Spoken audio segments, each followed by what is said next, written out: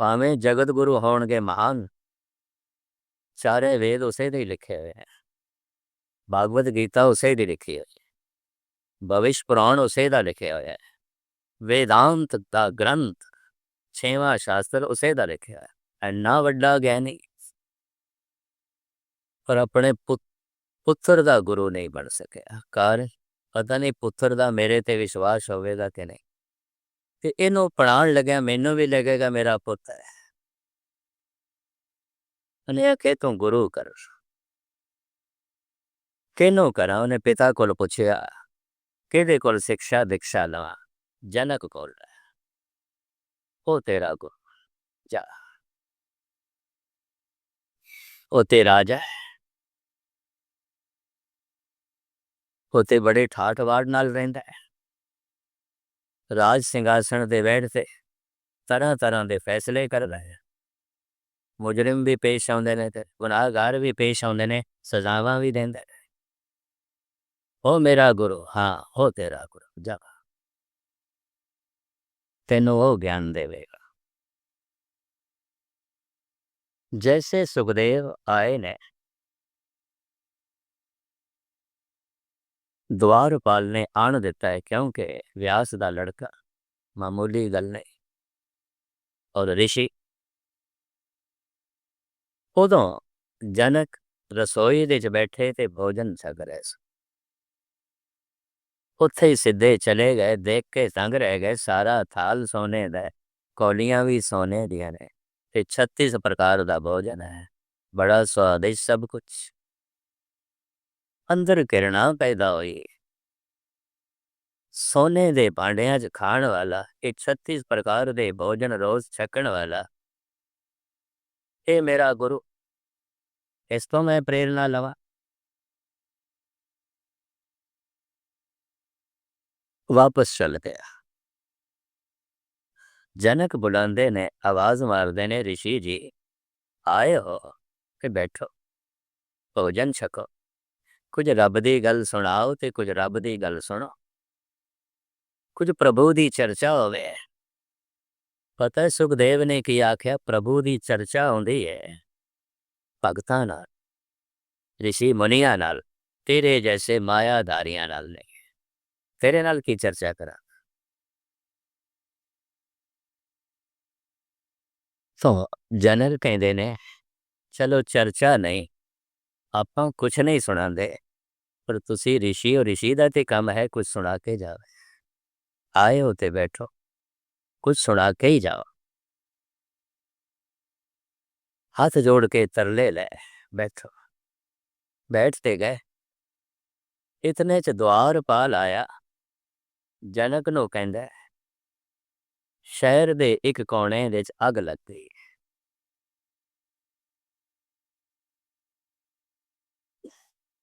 ਸੁਖਦੇਵ ਨੇ ਬਸ ਗੱਲ ਆਰੰਭੀ ਕੀਤੀ ਸੀ। ਪਰਮਾਤਮਾ ਆਇਆ ਤੇ ਗੁਰੂ ਬਣਾਉਣ ਵਾਸਤੇ ਸੀ, ਖੁਦ ਗੁਰੂ ਬਣਾ ਬੈਠਾ। ਜਨਕ ਨੂੰ ਸਮਝਾਉਣ ਲੱਗ ਪਿਆ। ਜਨਕ ਨੂੰ ਇਤਨੇ ਹੀ ਦੁਆਰਪਾਲ ਆ ਗਏ। ਸ਼ਹਿਰ ਦੇ ਇੱਕ ਕੋਨੇ 'ਚ ਅੱਗ ਲੱਗ ਗਈ ਹੈ। ਜਨਕ ਕਹਿੰਦੇ ਨੇ ਕਿ ਪ੍ਰਭੂ ਚਰਚਾ ਆਰੰਭ ਹੋ ਗਈ ਹੈ, ਮੈਂ ਪੂਰੀ ਸੁਣ ਲਵਾਂ ਫਿਰ ਦੇਖਦੇ। ਸੁਖਦੇਵ ਸੋਚਦਾ ਹੈ, ਠੀਕ ਹੈ, ਸ਼ਹਿਰ ਨੂੰ ਹੀ ਅੱਗ ਲੱਗੀ ਹੈ ਨਾ, ਦੂਜਿਆਂ ਦੇ ਘਰਾਂ ਨੂੰ ਲੱਗੀ, ਇਹਦੇ ਘਰ ਨੂੰ ਲੱਗੇ ਤੇ ਪਤਾ ਚਲੇ। ਦੂਜਿਆਂ ਦੇ ਘਰਾਂ ਨੂੰ ਲੱਗੀ ਹੈ, ਦੂਜਿਆਂ ਦੇ ਘਰ ਨੂੰ ਲੱਗੇ ਬੇਸੰਤਰ ਦੇਵਤਾ, ਆਪਣੇ ਘਰ ਨੂੰ ਲੱਗੇ ਤੇ ਅੱਗ ਹੈ। ਇਤਨੇ 'ਚ ਦੁਆਰਪਾਲ ਆ ਗਿਆ। ਕਹਿੰਦਾ, ਰਾਜਨ ਅੱਗ ਫੈਲਦੀ ਚੁੱਕੇ ਉਸ ਹਿੱਸੇ 'ਚ ਲੱਗੀ ਹੈ ਜਿਹੜੇ ਪਾਸੇ ਸਾਡਾ ਮਹਿਲ ਹੈ। ਤੁਹਾਡਾ ਮਹਿਲ, ਲਪਟਾਂ ਤੇ ਮਹਿਲਾਂ 'ਚ ਆ ਗਏ। ਮਹਿਲ ਦਾ ਵੀ ਇੱਕ ਕੋਨਾ ਜਲਣ ਲੱਗ ਪਿਆ। ਜਨਕ ਕਹਿੰਦੇ ਨੇ, ਪ੍ਰਭੂ ਚਰਚਾ ਪੂਰੀ ਹੋ ਜਾਏ। ਰਿਸ਼ੀ ਜੀ ਨੇ ਪ੍ਰਭੂ ਪ੍ਰਸੰਗ ਸ਼ੁਰੂ ਕੀਤਾ ਹੋਇਆ ਹੈ, ਇਹ ਸੰਪੂਰਨ ਕਰ ਲੈਣ, ਫਿਰ ਸੋਚਦੇ ਹਾਂ ਕੀ ਕਰਨਾ ਹੈ। ਪਤਾ ਹੁਣ ਸੁਖਦੇਵ ਸੋਚਦਾ, ਕੋਨੇ ਦੇ ਸੇਕ ਹੀ ਤੇ ਲੱਗਿਆ ਤਾਂ ਹੀ ਨਹੀਂ ਭਜਿਆ। अंदरों बाहरों ते चर्चा सुनाई जा रही है, प्रभु की गल करी जा रहे। इतने च द्वार पा ला गया। राजन, जिस दरवाजे ते मैं पहरा देना उन्हों भी अग लग। सुखदेव भज पिया, भज पिया। जनक आवाज मार देना, ऋषि जी वो प्रभु की गल ते पूरी करो, मैं सुनना चाहना, पूरी सुना के जाओ। कहने लगे थे द्वार ते मैं अपनी लंगोटी रखी सी ते सोटी रखी सी, जल ना जाए मैं चुक लिया। जनक खड़े हो गए, ऋषि जी मायाधारी तुसी के मैं, तेरी सोटी अजे जली नहीं है, तेरी लंगोटी अजे जली नहीं है, भाजड़ तेनू पहले पै गई। मेरा महल जल रहा है, मैं थोड़े कोल सुन रहा सी आराम नाल। इत्थों ही निर्णय करो। माया मन की अवस्था है। संसार इते ये जग सच्चे की है कोठ के, इते ब्रह्म दी से ब्रह्म सुने। और मनुख दा लोभ पदार्थां नो, सोने चांदी नो खास करके माया बना देता है। माया पुरुष लई स्त्री ते स्त्री लई पुरुष, ये देवी देवते का संबंध, पति पत्नी का संबंध प्रभु ने लीला बनाई है संसार नू चलाण वास्ते, चलदा रहे। पर जैसे मनुख दा पुरुष दा असीम का बाहर प्रोजेक्ट होंदा है, वो स्त्री नू कामणी बना देंदा है, पुरुष नू कामदेव बना देंदा। इस ते खुल के विचारा नहीं होइया, लोभ ते होइया ने, हंकार ते भी होइया ने, क्रोध दे उत्ते भी बड़े बड़े ग्रंथ लिखे गए ने, ऋषि मुनिया ने लिखे ने, संत जना ने लिखे ने, मोह ते भी बड़े लिखे ने। पता है काम ते किन्ना ने लिखे ने? मूर्खा ने, अज्ञानिया ने, दुष्ट लोका ने, विविचारी लोका ने काम ते ग्रंथ लिखे ने। सैक्स दे उत्ते सब कुछ लिखे, किताबां उन्हां दियां मिलदियां। ऋषि मुनिया ने अपनी कलम रोक लई, क्रोध ते लिखिया, मोह ते भी लिखिया, हंकार ते लोभ ते भी लिखिया। जद गल आ गई काम दी, ऋषि मुनिया ने कलम रोक ली, ज्ञानिया ने कलम रोक ली, मूर्खा ने कलम चुक ली। बड़े ध्यान नाल सुनना, क्योंकि मूल पंक्ति है माया, ते माया दा रूप रविदास इंज बयान पे करते हैं, एक रूप का जिक्र किया है। तुम कईयत हो जगत गुरु स्वामी, हम कईयत कल जुग के कामे। ये रविदास दे बोल। क्रोध लोभ मोह हंकार ते लिखिया संता ने, अवतारा ने, ऋषि मुनिया ने, पैगंबरा ने, ते काम दे ते लिखिया मूर्खा ने, दुष्टा ने, व्यभिचारिया ने, दुराचारिया ने।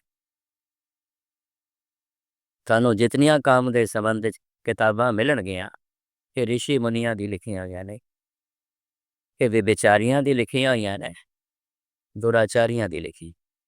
लिखण शैली उन्हां कोल ऐसी। और सब तो ज्यादा ये प्रभु नाम दे ग्रंथ नहीं बिकते, काम दे बिकते, चाहे फिल्मी मैगजीन ने, चाहे गंदे नावल, यही बिकते, यही लोग पढ़ते। कहते ने किसी की लाइब्रेरी वेख के अंदाजा लाया जा सकता है ये मनुख की, ये मनुख की है। घर घर दे जान का मौका मिलता है, ड्राइंग टेबल दे सब फिल्मी मैगजीन पे टेबल, जिनसियात नाल भरिया हुई कहानियां वो किताबां पईयां होंदियां, उस तो ही पता चलता है परिवार कितना धार्मिक होवे। ਇਹਦਾ गुरुद्वारे आना तो पखंड होवेगा, असली रूप तो इन्हां दा ਇਹ, हकीकत तो इन्हां दी ਇਹ है। जिसनों असी हिंदू जगत कहते हैं, पुराने ते कौल दरावड़ सूर्य बंसी चंद्र बंसी सन, 1450 साल तो शब्द बने हैं। इन्हां एक ने कलम चुकी एक ऋषि ने, उन्हें काम सूत्र लिखे है, ਉਹਨੂੰ ਵਾਤਸਾਇਨ ਕਹਿੰਦੇ ਨੇ, ਪਰ तमाम हिंदू जगत ने उसਨੂੰ ऋषि ਮੰਨਿਆ है, ऋषि कहते हैं। लिखे उसने काम ਤੇ ऋषि वात्सायन। ਉਹਨੇ राम ਦੀ ਮਹਿਮਾ, राम ਦੇ ਗੁਣ ਨਹੀਂ ਲਿਖੇ, ਕਾਮ ਦੀ ਸ਼ਕਤੀ ਤੇ ਕਾਮ ਦੇ ਔਗਣ ਲਿਖੇ।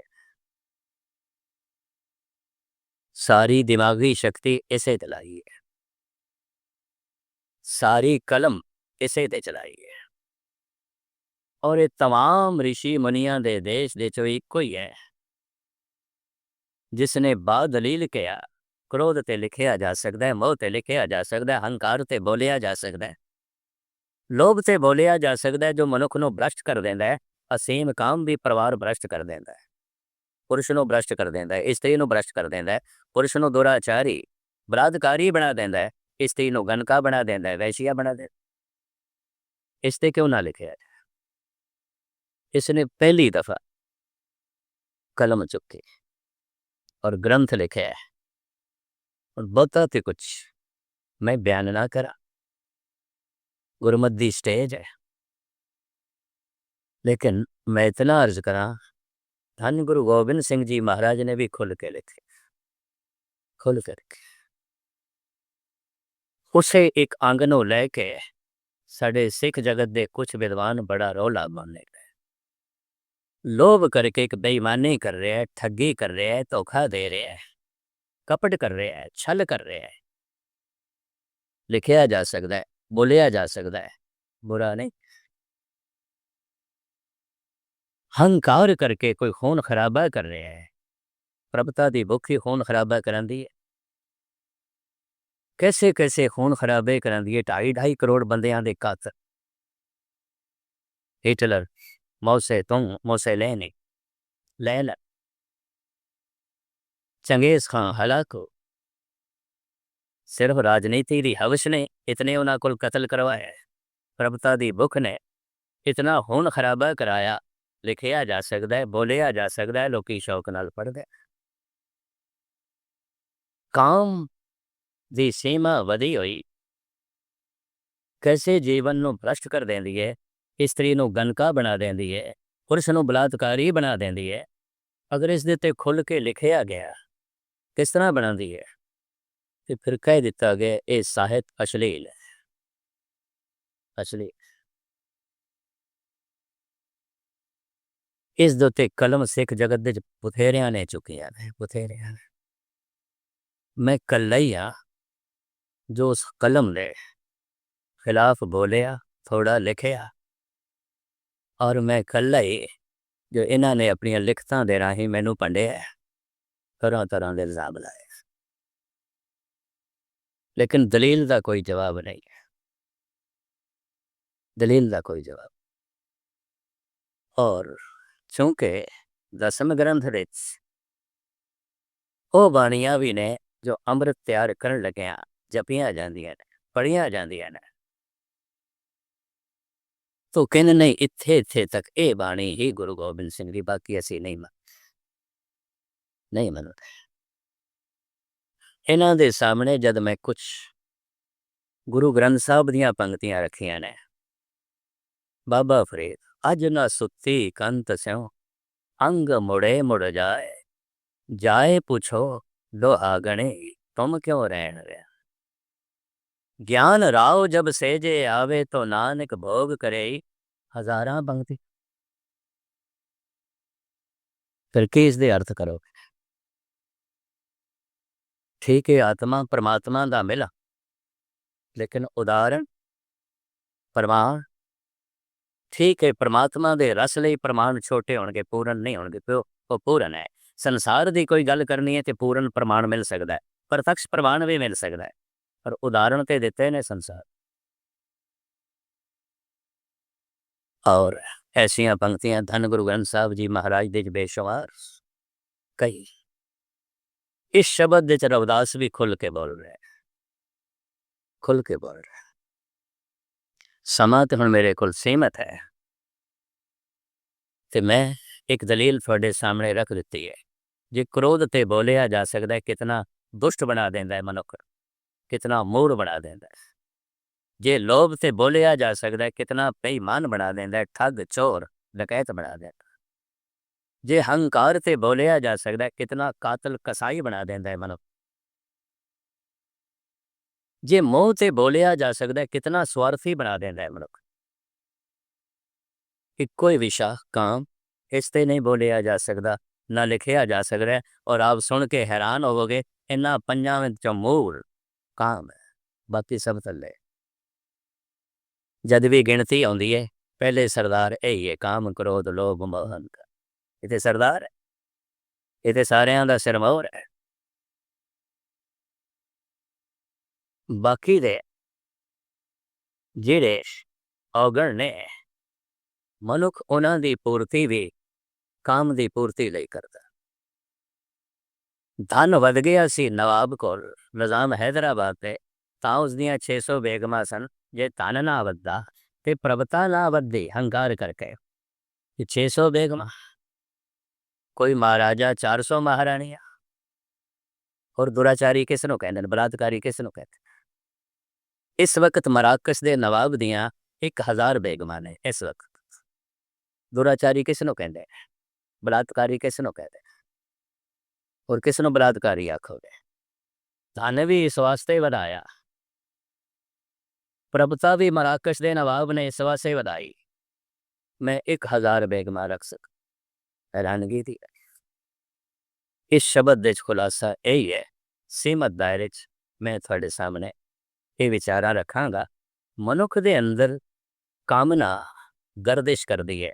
कामना दा चक्कर ही जन्म मरण दा चक्कर बनदा है। कामना दा चक्कर ही संसार दा चक्कर बनदा है।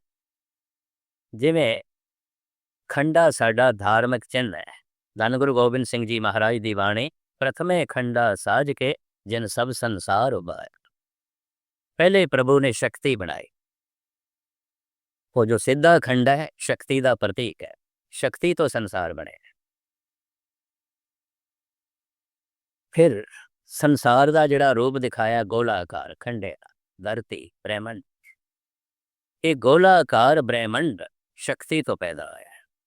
फिर दोवें पासे किरपाना शक्ति नहीं संभालिया होया इसनों निर्गुण रूप दे ते सरगुण रूप दे। एंड तो खंडे की व्याख्या है। सरगुण ते निर्गुण रूप दे च उसने ब्रह्मंड नूं संभालिया होया है। सारी उत्पत्ति खंडे तो हुई, शक्ति तो हुई।